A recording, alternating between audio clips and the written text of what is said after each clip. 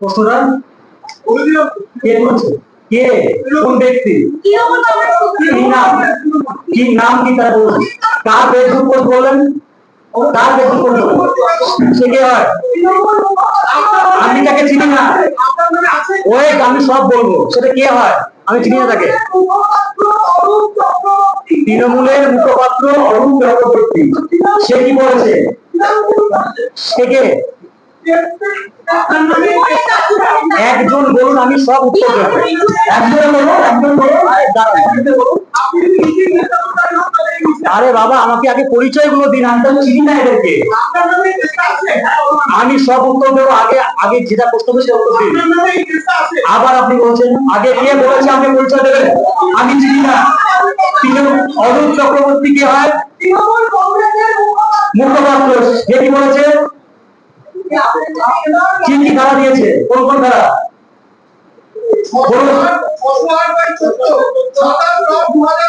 ওকে, Indian penal code অনুযায়ী 354 মহিলা ওকে,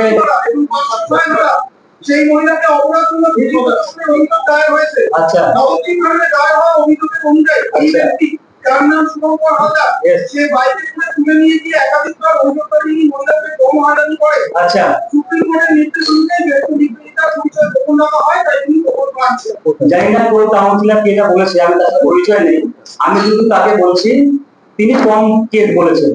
আমার নামে নবদ্বীপ থানায় 30 থেকে 32টা কেস রয়েছে। কেন? আমি বলে দিচ্ছি। কারণ পশ্চিম বাংলায় শাসকের বিরুদ্ধে লড়তে গেলে আপনাকে জেল কাটতে হবে। আমি 3বার জেল কেটেছি। আমি স্কুল শিক্ষক, আমি ছাত্র সঙ্গে। আমি 3বার জেল কেটেছি। আমাকে বাড়ি থেকে মারতে মারতে পুলিশ নিয়ে গেছে, জামা ছিঁড়ে দিয়েছে, সবকিছু করেছে। আমি আপনাদের মাধ্যমে পুরো পশ্চিম বাংলাকে বলছি।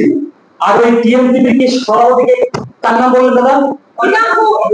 আচ্ছা, আমার দাদা পরিচয় আমি তাকে নাম বলিনি, তাও বলছি।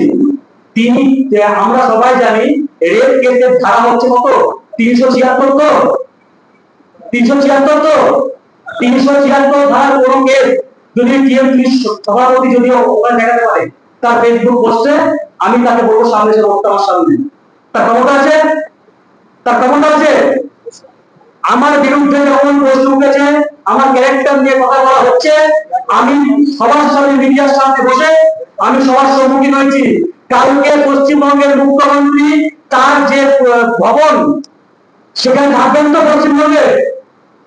তিনি পশ্চিমবাংলার মানুষকে মুখোমুখি যদি হতে পারেন, বুঝবো বুকের পাটা আছে, বুঝবো বুকের পাটা আছে, আমাদের বুকে পাটা আছে। পশ্চিমবাংলার মুখ্যমন্ত্রী কি পশ্চিমবাংলার মানুষদের মুখোমুখি হতে পারবেন কালকে? আমি প্রশ্ন করে রাখলাম, যদি বুকের পাতা থাকে এই প্রশ্নের উত্তর মুখ্যমন্ত্রী দেবেন। আর কোন চামচেদের প্রশ্ন আমায় করবেন না।